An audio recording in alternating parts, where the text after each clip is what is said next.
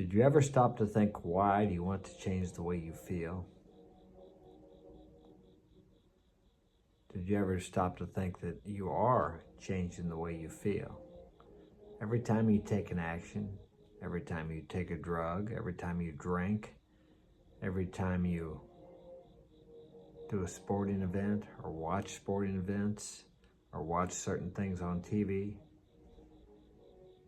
did you ever just stop and experience the feeling, whether it be good or bad?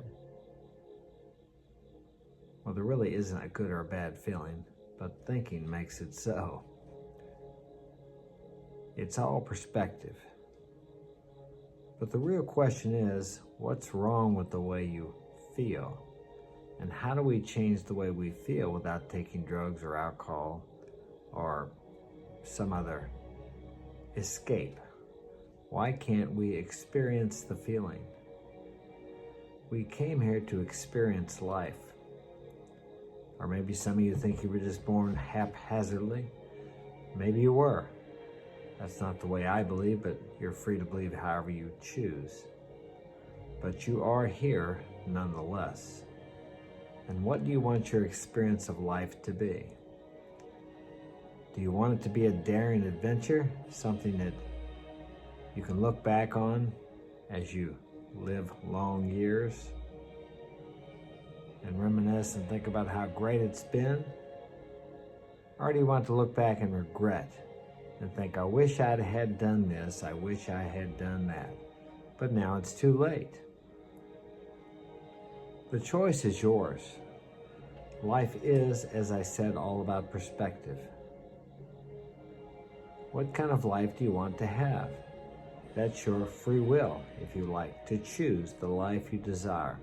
So many people think they have no choice. I live here in the U.S., as some of my viewers do, and they feel oppressed. They feel like they can't do anything, like they're slaves. But who has put them into slavery? They have put themselves in slavery. We're raised up to go to preschool now, kindergarten, school, and we get up when the bell rings, we show up when the bell rings, we eat lunch when the bell rings, we change classes when the bell rings, we do what the teacher tells us, we conform. Conformity is death. Death to the spirit, death to your soul, death to your essence, if you like. Now, I'm not telling you to go out and break laws, but I will say you got to break some rules in life. I never was a conformist, although I'm sure I did conform to some things. I do drive the speed limit, at least now I do. I didn't for years. I would drive just 1 mile underneath what they wouldn't pull you over for. But I didn't finish high school. I don't regret that. I just didn't get anything out of it after the 5th grade. It became boring. But so many people do what they think society tells them or what they should do, instead of listening to their moral compass, their moral intuition, their inner God or inner speech or inner voice, intuition, whatever you want to call it. I believe God lives in each and every one of us. God speaks to me through people. I don't believe God is going to come down here and tell you, well, you need to do this, this, and that. But he will speak to you through people, circumstances, situations, and events. I use the pronoun he because it's what people have used. You can use it. I actually think it should be more, it would be more congruent with what God is. But how do we know what God is? If there is a God, I don't believe he's a tyrannical, white-headed man up in the heavens. I used to think that. I think he was just right there to punish me, waiting to punish me. I don't really know what God is. I do believe that there's a power greater than myself. And when I've come to the end of myself, and when I'm not sure what to do, if I rely on that power, I'm always guided in the right direction of what is best for me. And I believe there's power available to do anything I desire to do, as long as it is congruent with good. Now that's a relative term also. Some people think it's good to go over and destroy the enemy. And then the enemy, of course, thinks it's good to destroy us. So each of us has to decide what is good and bad within ourselves. And we each, as I said, have a moral compass to make those decisions. A conscience, if you like. I've lived 64 years. I've seen a lot in my life. I've experienced a lot in my life. I don't have any regrets that I can speak of. No, I don't regret too much. I've made some mistakes, I've hurt some people, but it's up to them what they do with that. I've made amends the best I can to those people. I went back to many people who I've felt I had harmed, and that's not so much for them as it is for myself. We make amends for ourselves. Some people accept it, some people don't.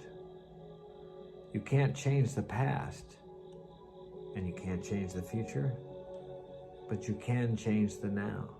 And really the past is now, and the future is now. It's all the present moment.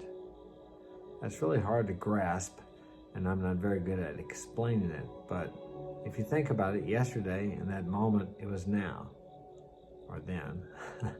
Past is a construct of human creation, I'll say it that way, and the future also.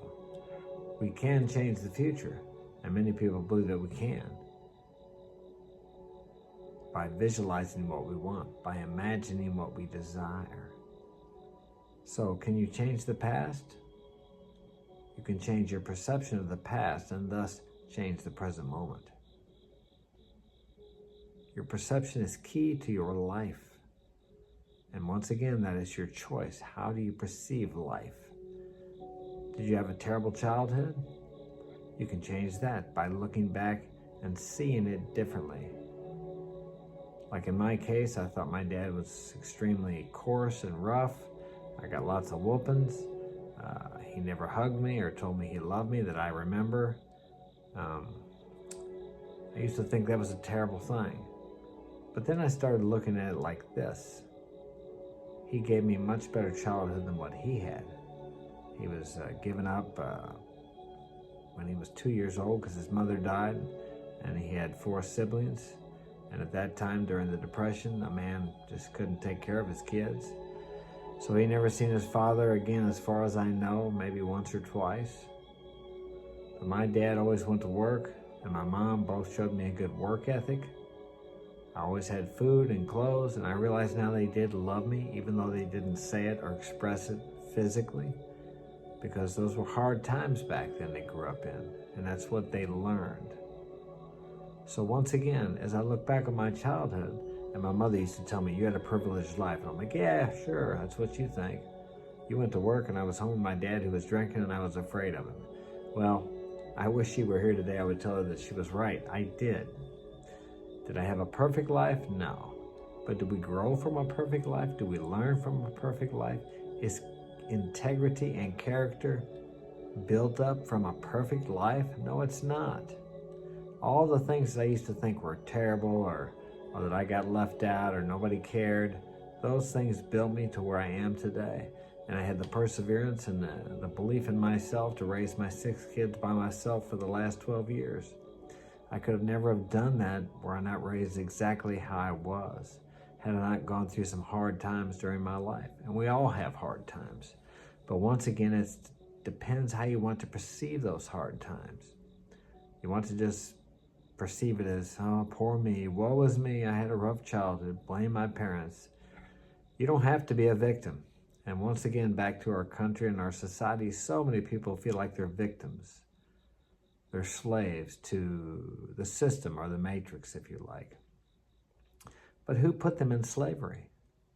They chose to be in slavery. There's so many opportunities here in the U.S. We live in one of the richest countries ever in the history of the world. The most prosperous country in the history of the world. People literally die every day just to get here for the opportunity that so many people can't even see.